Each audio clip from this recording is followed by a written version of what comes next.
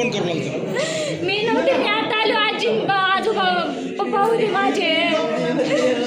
फक्त नॉर्मल ताप होता.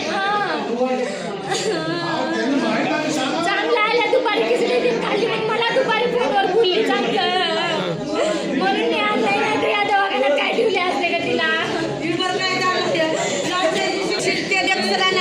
दुसरी सलाईन आणून लावली माझ्या सुनेला.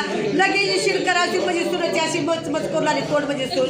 मी मला असं करायचं माय म्हणलं तर खोकला बंद झाला त्याची माय म्हणले. इंजेक्शन दिल्यावरती लास्ट इंजेक्शन दिले त्याला. विचारा त्यांना,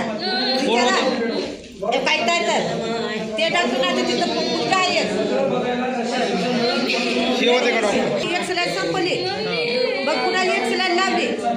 एक सलाईन लावली तर इंजेक्शन सोडले. मग तिला खोकला लागला होता आधी. खोकला मग त्याने सलाईन इंजेक्शन दिले. अशी केली की खतम करून लागेल. काय तुमचं म्हणजे तुमचं हे कुणाला तर माझी काय घरगुती उपचार का काही डॉक्टरने केले. डॉक्टरला विचारा काय केली ती.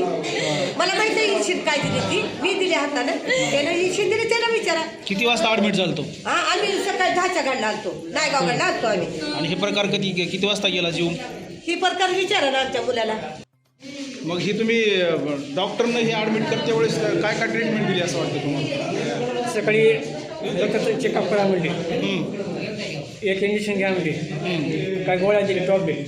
त्याची एक गोळी दिली मॅडमने एक कमच्या साईडला एक इंजेक्शन दिले. ॲडमिट करण्यात घेतली.